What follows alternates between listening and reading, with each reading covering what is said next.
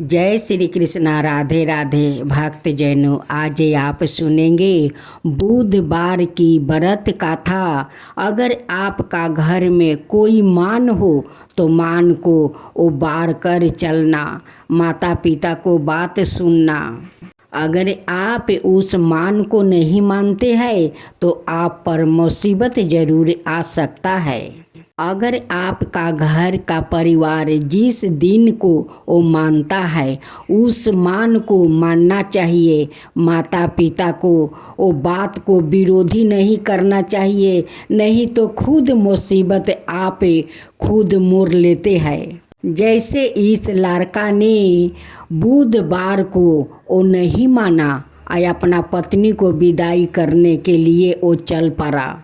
तो देखिए बुध भगवान कैसे इस लड़का को मुसीबत में फंसा दिया। जिस बार को आपको परिवार मानते हैं साथियों, उस बार को आपको भी मानना चाहिए। जय श्री कृष्णा। राधे राधे भक्त जनों, आज आप सुनेंगे बुधवार की महापुण्य फल देने वाली 5 कथाएं। एक समय की बात है कि साहूकार अपनी पत्नी को लाने के लिए अपने ससुराल गया। कुछ दिन रहने के बाद उसने अपनी पत्नी के साथ अपने घर आने की सोची। दुर्भाग्य से उस दिन बुधवार का दिन था। लड़की के परिवार वालों ने कहा कि आज बुधवार का दिन है, जो कि किसी कार्य हेतु शुभ नहीं माना जाता है, इसलिए आज तुम मत जाओ। किंतु साहूकार ने किसी की एक न मानी और पत्नी को लेकर अपने ससुराल से घर को प्रस्थान किया। रास्ते में साहूकार की पत्नी को प्यास लगी। उसकी पत्नी कहती है कि मुझे बहुत जोर से प्यास लगा है। साहूकार ने कहा, ठीक है, तुम बैलगाड़ी में ही बैठी रहो, पानी लेकर अभी आता हूँ। जब वो पानी लेकर आया तो उसने देखा कि उसकी शकल का एक आदमी उसकी पत्नी के साथ बैठा है। तब उसने जाकर उस पुरुष से पूछा, तुम कौन हो?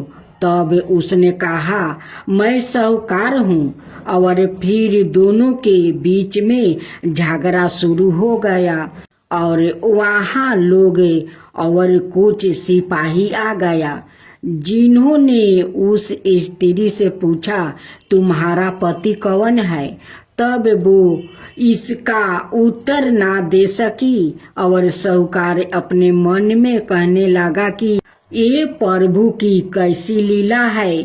तब आकाशवाणी हुई और बोली, मूर्ख, आज बुधवार का दिन है तब भी तूने आज ही गावना करा कर ले आया है। सब भगवान बुध देव के प्रकोप से हो रहा था, वो तो तुझसे रूठे हुए है। तब साहूकार ने भगवान बुध देव से क्षमा याचना किया। तब वो आकाशवाणी खत्म हो गई और इंसान के रूप में आए बुध देव भी अदृश्य हो गया। और फिर साहूकार अपनी पत्नी संग घर गया और भगवान बुध देव की पूजा की। जो भी इस व्रत कथा को सुनता है और उसको बुधवार की यात्रा करने का पाप नहीं लगता है। अब सुने दूसरा। समतापुर नगर में मधुसूदन नाम का एक व्याकित रहता था। वो बहुत धन्यवान था। मधुसूदन का विवाह बालरामपुर नगर की सुंदर और गुणवती लड़की संगीता से हुआ था। एक बार मधुसूदन अपनी पत्नी को लेने बुधवार के दिन बलरामपुर गया। मधुसूदन ने पत्नी के माता पिता से संगीता को विदा करने के लिए कहा। माता पिता बोले, बेटा आज बुधवार है, बुधवार को किसी भी शुभ कार्य के लिए यात्रा नहीं करते। लेकिन मधुसूदन नहीं माना। उसने ऐसी शुभ अशुभ की बातों को नहीं मानने की बात कही। तब आग्रह करने पर संगीता के माता पिता ने बेबस होकर दोनों को विदा कर दिया। दोनों ने बैलगाड़ी से यात्रा आरंभ किया। 2 कोस की यात्रा के बाद उसकी गाड़ी का एक पहिया टूट गया। वहां से दोनों ने पैदल ही यात्रा शुरू की। रास्ते में संगीता को प्यास लगी। मधुसूदन उसे एक पेड़ के नीचे बैठाकर जल लेने चला गया। थोड़ी देर बाद जब मधुसूदन कहीं से जल लेकर वापस आया तो वो बुरी तरह हैरान हो उठा, क्योंकि उसकी पत्नी के पास उसकी ही शकल सूरत का एक दूसरा व्याकृत बैठा था। संगीता भी मधुसूदन को देखकर हैरान रह गई। वो दोनों में कोई अंतर नहीं कर पाई। मधुसूदन ने उस व्याकृत से पूछा, तुम कौन हो और मेरी पत्नी के पास क्यों बैठे हो? मधुसूदन की बात सुनकर उस व्याकृत ने कहा, अरे भाई, यह मेरी पत्नी संगीता है। मैं अपनी पत्नी को ससुराल से विदा कराकर लाया हूँ। लेकिन तू कौन हो जो मुझसे ऐसा प्रश्न कर रहे हो? मधुसूदन ने लगभग चीखते हुए कहा, तुम जरूर कोई चोर या ठग हो। यह मेरी पत्नी संगीता है। मैं इस पेड़ के नीचे बैठाकर जल लेने गया था। इस पर उस व्याकृत ने कहा, अरे भाई, झूठ तो तुम बोल रहे हो। संगीता को प्यास लगने पर जल लेने तो मैं गया था। मैंने तो जल लाकर अपनी पत्नी को पिला भी दिया है। अब तुम चुपचाप यहाँ से चलते बनो, नहीं तो किसी सिपाही को बुलवा कर तुम्हें पकड़वा दूंगा। दोनों एक दूसरे से लड़ने लगा। उन्हें लड़ते हुए देखकर बहुत से लोग वहां एकत्र हो गया। नगर के कुछ सिपाही भी वहां आ गया। सिपाही उन दोनों को पकड़कर राजा के पास ले गया। सारी कहानी सुनकर राजा भी कोई निर्णय नहीं कर पाए। संगीता भी उन दोनों में से अपने वास्तविक पति को नहीं पहचान पा रही थी। राजा ने दोनों को कारागार में डाल देने के लिए कहा। राजा के फैसले पर असली मधुसूदन भयभीत हो उठा।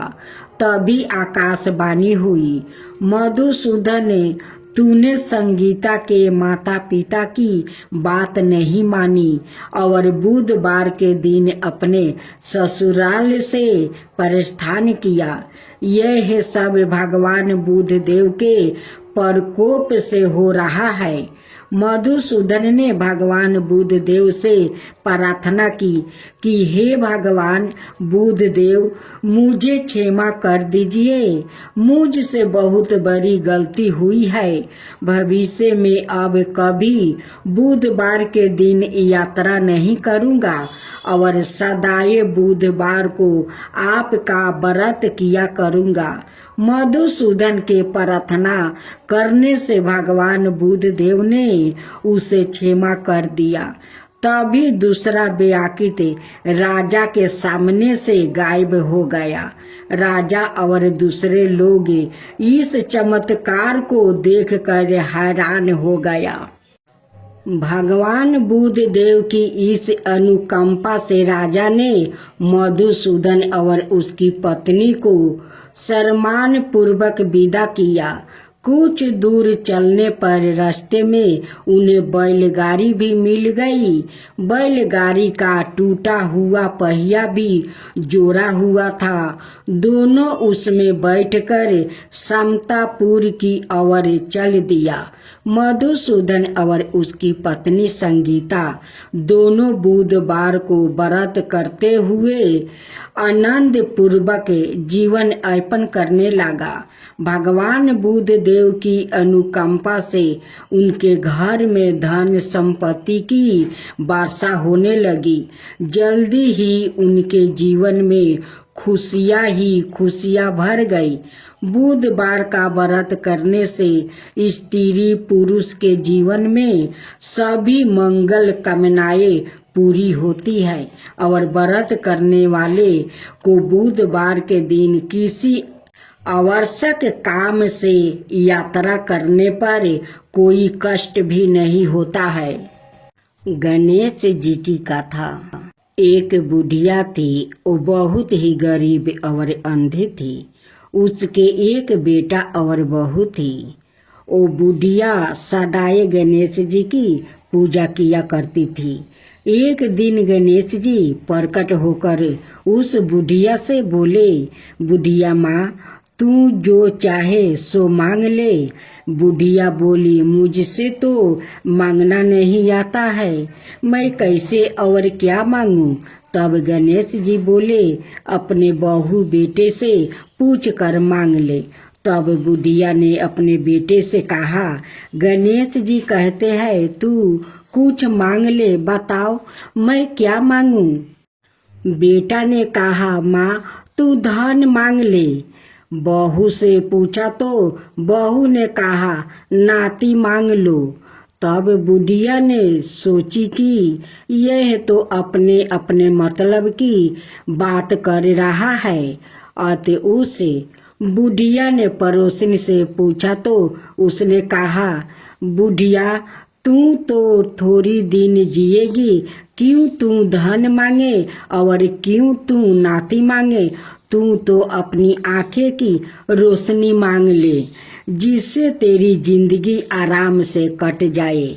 इस पर बुढ़िया बोली, यदि आप प्रसन्न है तो मुझे 9 करोड़ की माया दे, निरोगी का काया दे, अमर सुहाग दे, आंखों की रोशनी दे, नाती दे, पोता दे और सब परिवार को सुख दे और अंत में मोक्ष दे। यह सुनकर तब गणेश जी बोले, बुढ़िया माँ, तूने तो हमें ठगा लिया रे। फिर भी जो तूने मांगा है वचन के अनुसार सब तुझे मिलेगा। और यह कहकर गणेश जी अंतर्ध्यान हो गए। उधर बुढ़िया माँ ने जो कुछ मांगा वो सब कुछ मिल गया। हे गणेश जी महाराज, जैसे तुमने उस बुढ़िया माँ को सब कुछ दिया वैसा ही सबको देना। अब सुने गणेश जी की सवारी मूषक की कथा। बहुत समय की बात है, एक बहुत ही भयंकर असुरों का राजा था, गजमुख। वो बहुत ही शक्तिशाली बनना और धन चाहता था। वो साथ ही सभी देवी देवताओं को अपने वश में करना चाहता था। इसलिए हमेशा भगवान शिव से वरदान के लिए तपस्या करता था। शिव जी से वरदान पाने के लिए वो अपना राज्य छोड़ कर जंगल में जाकर रहने लगा और शिव जी से वरदान प्राप्ति करने के लिए बिना पानी पिए भोजन खाए रात दिन तपस्या करने लगा। कुछ साल बीत गया। शिव जी उसके अपार तप को देखकर प्रभावित हो गया और शिव जी उसके सामने प्रकट हुए। शिव जी ने खुश होकर उसे दैविक शक्तियाँ प्रदान किया, जिससे वो बहुत शक्तिशाली बन गया। सबसे बड़ी ताकत जो शिव जी ने उसे प्रदान किया वो यह था कि उसे किसी भी शस्त्र से नहीं मारा जा सकता था। असुर गजमुख को अपनी शक्तियों पर गर्व हो गया और वो अपने शक्तियों का दुरुपयोग करने लगा और देवी देवताओं पर आक्रमण करने लगा। मात्र शिव, विष्णु, ब्रह्मा और गणेश ही उसके आतंक से बचे हुए थे। गजमुख चाहता था कि हर कोई देवता उसकी पूजा करे। सभी देवता शिव, विष्णु और ब्रह्मा जी के शरण में पहुँचे और अपनी जीवन की रक्षा के लिए गुहार करने लगा। यह सब देखकर शिव जी ने गणेश को, असुर गजमुख को यह सब करने से रोकने के लिए भेज दिया। गणेश जी ने गजमुख के साथ युद्ध किया और असुर गजमुख को बुरी तरह से घायल कर दिया, लेकिन तब भी वो नहीं माना। उस राक्षस ने सवाई को एक मूषक के रूप में बदल लिया और गणेश जी की ओर आक्रमण करने के लिए दौड़ा। जैसे ही वो गणेश जी के पास पहुंचा, गणेश जी कूद कर उसके ऊपर बैठ गया और गणेश जी ने गजमुख को जीवन भर के मूस में बदल दिया और अपने वाहन के रूप में जीवन भर के लिए रख लिया। बाद में गजमुख भी अपने इस रूप से खुश हुआ और गणेश जी का प्रिय मित्र भी बन गया। अब सुने माता पार्वती और गणेश जी की कहानी। एक दिन पार्वती माता स्नान करने के लिए गई, लेकिन वहाँ पर कोई भी रक्षक नहीं था। इसलिए उन्होंने चंदन के पेस्ट से एक लड़के को अवतार दिया और उसका नाम रखा गणेश। माता पार्वती ने गणेश को आदेश दिया कि उनकी अनुमति के बिना किसी को भी घर के अंदर ना आने दिया जाए। जब शिव जी वापस लौटे तो उन्होंने देखा कि द्वार पर एक लड़का खड़ा है। जब वो अंदर जाने लगे तो उस लड़का ने उन्हें रोक लिया और नहीं जाने दिया। यह देख शिव जी क्रोधित हुआ और अपने सवारी बैल नंदिनी को उस बालक से युद्ध करने को कहा, पर युद्ध में उस छोटे बालक ने नंदी को हरा दिया। यह देखकर भगवान शिव जी ने क्रोधित होकर उस बाल गणेश के सर को काट दिया। अब माता पार्वती वापस लौटी तो वो बहुत दुखी हुई और जोर जोर से रोने लगी। शिव जी को जब पता चला कि वो उनका सवाई का पुत्र है तो उन्होंने भी अपनी गलती का एहसास हुआ कि शिव जी ने पार्वती को बहुत समझाने की कोशिश की, पर वो नहीं मानी और गणेश का नाम लेते लेते और दुखित होने लगी। अंत में माता पार्वती ने क्रोधित होकर शिव जी को अपनी शक्ति से गणेश को दोबारा जीवित करने के लिए कहा। शिव जी बोले, हे पार्वती, मैं गणेश को जीवित तो कर सकता हूँ, पर किसी भी अनाए जीवित प्राणियों के सर को जोड़ने पर ही माता पार्वती रोते रोते बोल उठी, मुझे अपना पुत्र किसी भी हाल में जीवित चाहिए। यह सुनते ही शिव जी ने नंदी को आदेश दिया, जाओ नंदी, इस संसार में जिस किसी भी जीवित प्राणी का सर तुमको मिले काट लाना। जब नंदी सर खोज रहा था तो सबसे पहले उसे एक हाथी दिखाई तो दिया। उसका सर काट कर ले आया। भगवान शिव ने उस सर को गणेश के शरीर से जोड़ दिया और गणेश को जीवन दान दे दिया।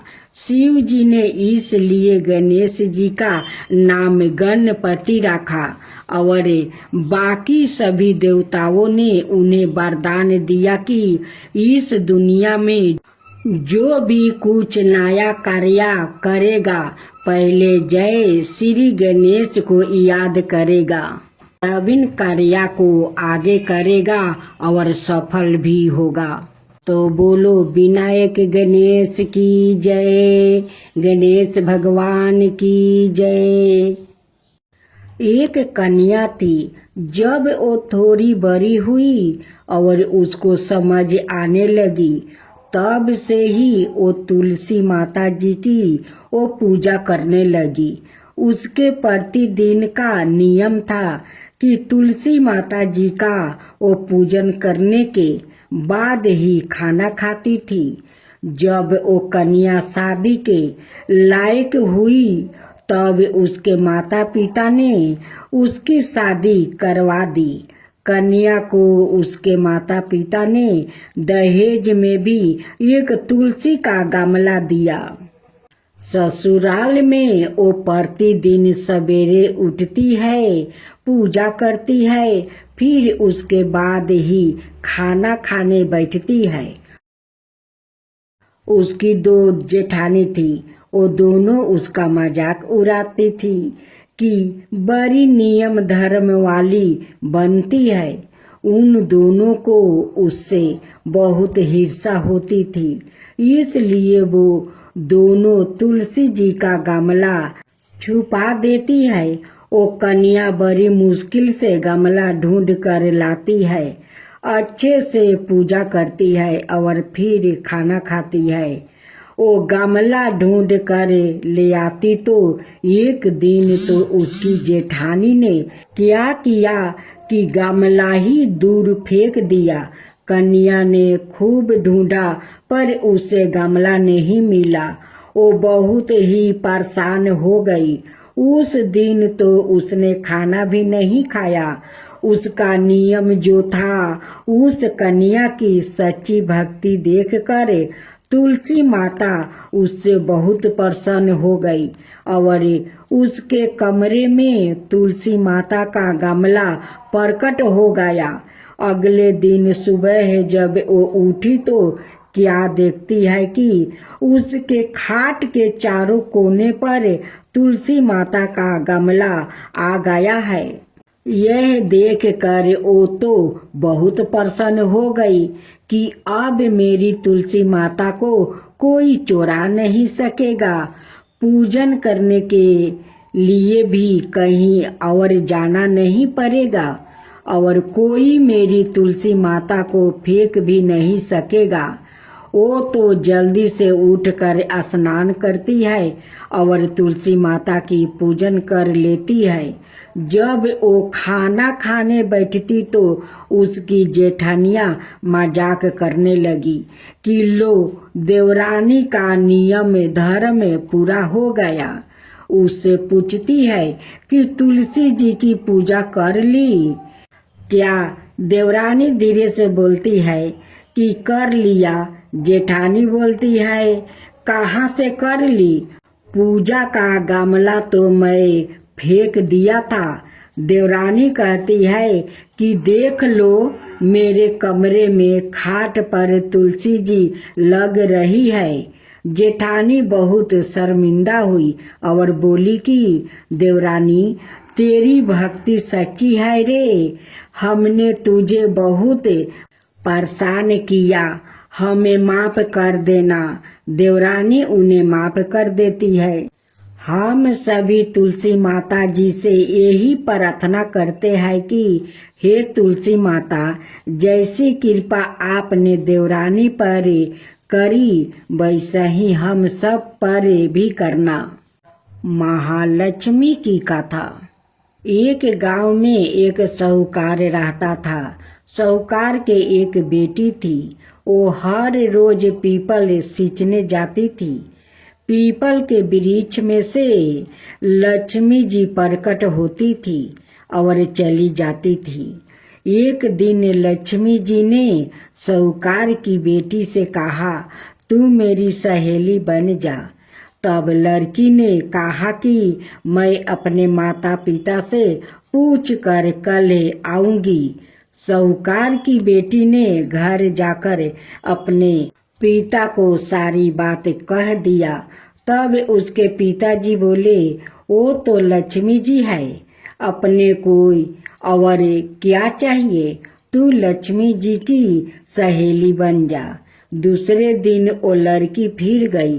तब लक्ष्मी जी पीपल के पेड़ से निकल कर आई और कहा, सहेली बन जाओ। तो लड़की ने कहा, बन जाऊंगी, और दोनों सहेली बन गई। लक्ष्मी जी ने उसको खाने का न्योता दिया। घर आकर लड़की ने माँ बाप को कहा कि मेरी सहेली ने मुझे खाने का न्योता दिया है। तब बाप ने कहा कि सहेली के जिमाने जाइयो, पर घर को संभाल कर जाना।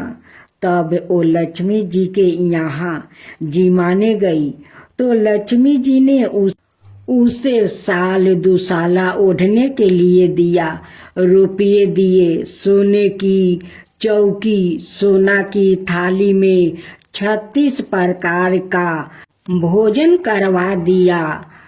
भोजन कर जब वो जाने लगी तो लक्ष्मी जी ने पल्लू पकड़ लिया और कहा कि मैं भी तेरे घर भोजन करने आऊंगी।